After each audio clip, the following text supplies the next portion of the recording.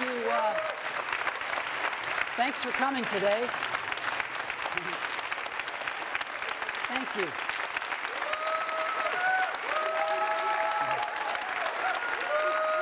Thank you.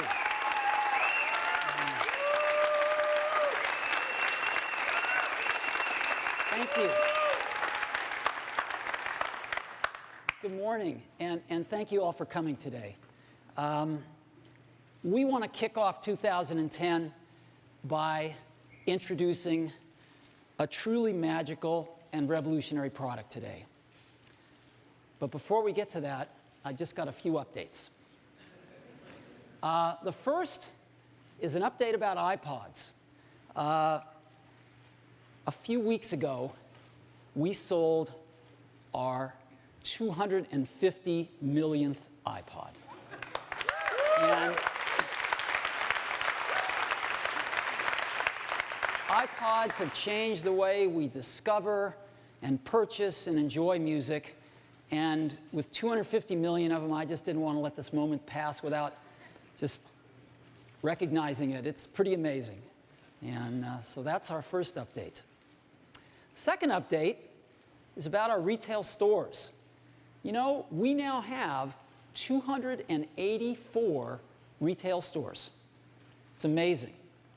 And last quarter, the holiday quarter, we had over 50 million visitors to our stores. 50 million people in one quarter. One of our newest stores is our fourth store in New York City. It's on Broadway, a few blocks up from Lincoln Center. And it's really beautiful. This is a shot of it before it opened. It'll never look this good again. Here it is on opening day. And a shot across the street. It is so wonderful to be putting these stores with their phenomenal buying experience right in the neighborhoods of our customers. It feels great. And so this is one of our latest and greatest retail stores.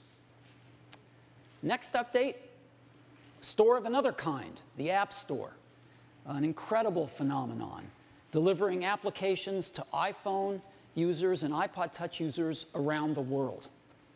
We have over 140,000 applications now on the App Store. And a few weeks ago, we announced a user downloaded the 3 billionth application from the App Store. This is in around 18 months since inception. 3 billion applications in the App Store. And lastly, we started Apple in 1976. 34 years later, we just ended our holiday quarter, our first fiscal quarter of 2010, with $15.6 billion of revenue. I don't even believe that. Now, what that means is that Apple is an over $50 billion company. Now, I like to forget that because that's not how we think about Apple, but it is pretty amazing. Now, where does Apple get this revenue? It gets it from 3 product lines: iPods, iPhones, and of course, Macs. Now, what's really interesting about this is that iPods are mobile devices. iPhones are all mobile devices, and most of the Macs that we ship now are laptops. They're mobile devices too. Apple is a mobile devices company. That's what we do. And we asked ourselves, with $15.6 billion of revenues last quarter, how does Apple stack up against all the other companies that sell mobile devices? And it turns out that by revenue, Apple is the largest mobile devices company in the world now. It's amazing. Apple is larger than Sony's mobile devices business, selling great camcorders and digital cameras and stuff that they make. It's bigger than Samsung's mobile devices business with all their handsets that they sell. And by revenue, it's even bigger than Nokia's mobile devices business with all of the handsets that they sell. Apple is the #1 mobile devices company in the world. So those are the updates that we have today. So now let's get to the main event. I chuckled when I saw this.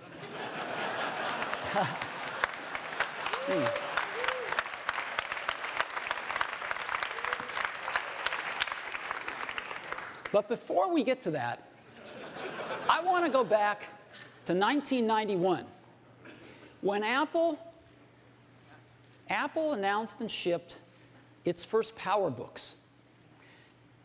This was the first modern laptop computer. Apple actually invented the modern laptop computer with these PowerBooks. It was the first laptop that had a TFT screen, the first modern LCD screens. It was the first laptop that pushed the keyboard up, creating palm rests, and had an integrated pointing device, in this case, a trackball.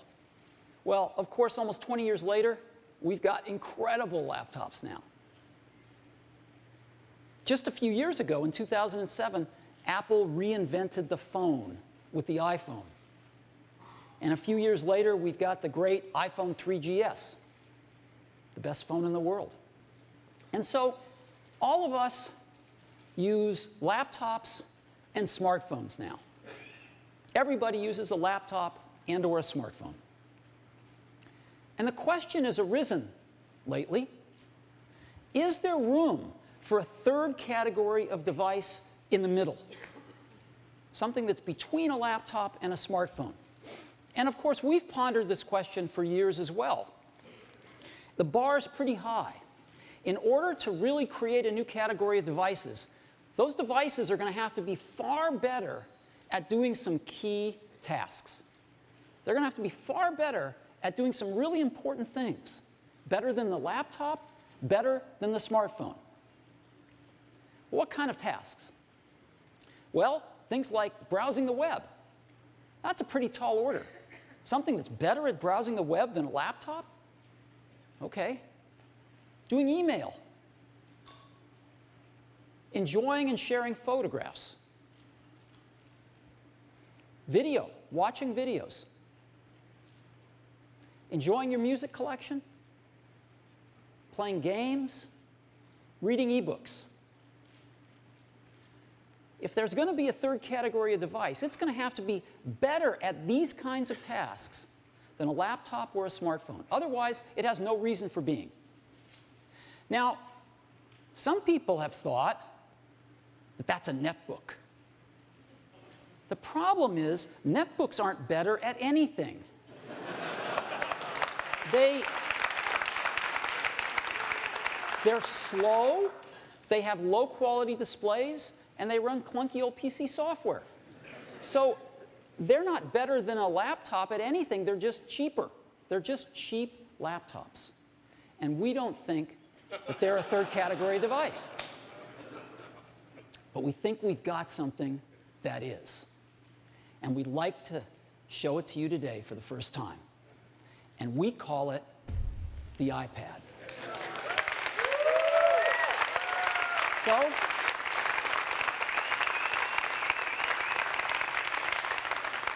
let me show it to you now. This is what it looks like. I happen to have one right here. That's what it looks like. Very thin. It's just like this. So, just give you a little overview. It's very thin. And you can change the background screen, the home screen, to personalize it any way you want. People put their own photos on it, I'm sure, but we ship a few, and you can make it anything you want. And what this device